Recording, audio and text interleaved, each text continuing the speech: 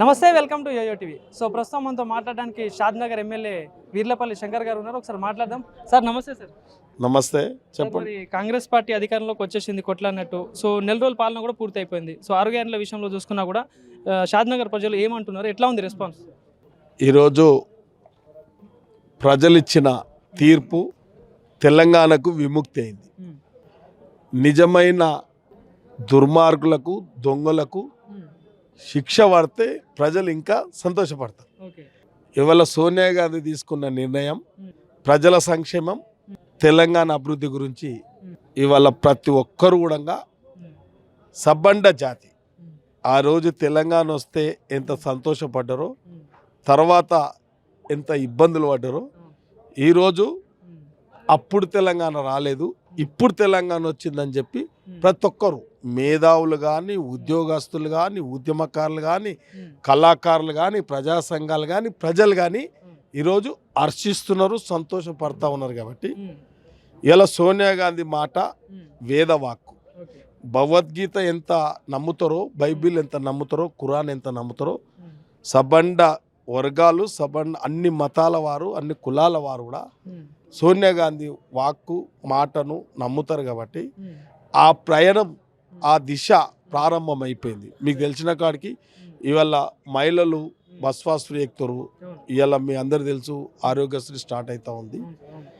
త్వరలోనే ఈ కార్యక్రమాలంతా ప్రారంభం కాబోతాయి. ప్రజలకు ఇచ్చిన మాట నిలబెట్టుకుంటారు అనేది ప్రజలు హర్షిస్తున్నారు, చాలా సంతోషపడుతున్నారు.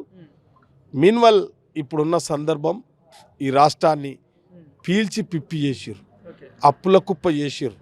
ఇవాళ జీతాలు ఇవ్వలేని పరిస్థితికి తెచ్చి ఇవాళ ఏమిచ్చిరంటే చిల్లి గవ్వ లేకుండా ఖజానా చేసిర్రు. కాబట్టి దుర్మార్గం, వాళ్ళు చేసిన వికృత చేష్టలు, వాళ్ళు చేసిన పరిపాలన గాడి తప్పిన పరిపాలన వాళ్ళది. కాబట్టే ఇవాళ పరిపాలనలో గాడి పెట్టే ధీరుడు, వీరుడు మా రాష్ట్ర ముఖ్యమంత్రి వర్యులు.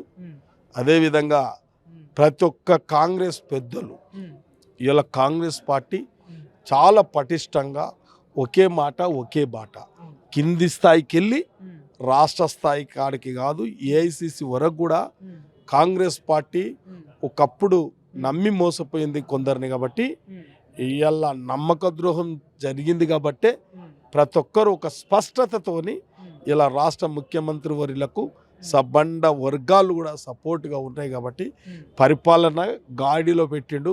మీరు మొన్నైనా చూసారు, కాళేశ్వరం అంతా నాశనం అయిపోయింది. ఇలా ప్రజల ధనాన్ని అంతా దుర్వినియోగం చేసిండు అనేది తెలంగాణ ప్రజలు గ్రహించారు. కాబట్టి ఇలా సర్దుకపోతా ఉన్నారు. తప్పకుండా కాంగ్రెస్ పార్టీ ఇలా పరిపాలన ఒక దిశ ఏర్పాటు చేయబోతుంది. కాబట్టి తప్పకుండా ఇచ్చిన మాట నిలబెట్టుకుంటారని చెప్పి తెలంగాణ రాష్ట్రంలో ప్రతి ఒక్కరు సంతోషంగా ఉన్నారు, సంబరాలు చేసుకుంటున్నారు గ్రామంలో.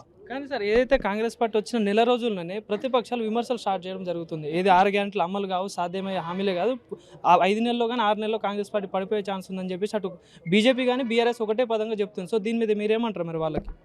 ఈరోజు ప్రతి ఒక్కరు నవ్వుకుంటారు. నెల రోజులు కూడా తాడు తలుగు లేని మాటలు మాట్లాడితే ఎవరు నమ్ముతారు వాళ్ళ మాటలు? ప్రతిపక్షాలు. ఒక్క నెల అధికారం పోతే ఇంత ఆందోళన పడుతున్నారు వాళ్ళు. అవునా కదా చెప్పండి. అంటే అటువంటిది ఏం లేదు. ప్రజలు నమ్మరు. ప్రజల మద్దతు ఈ ప్రభుత్వమే ప్రజలది. వాళ్ళు చెప్తే నమ్మడానికి ఎవరు లేరు. Thank you.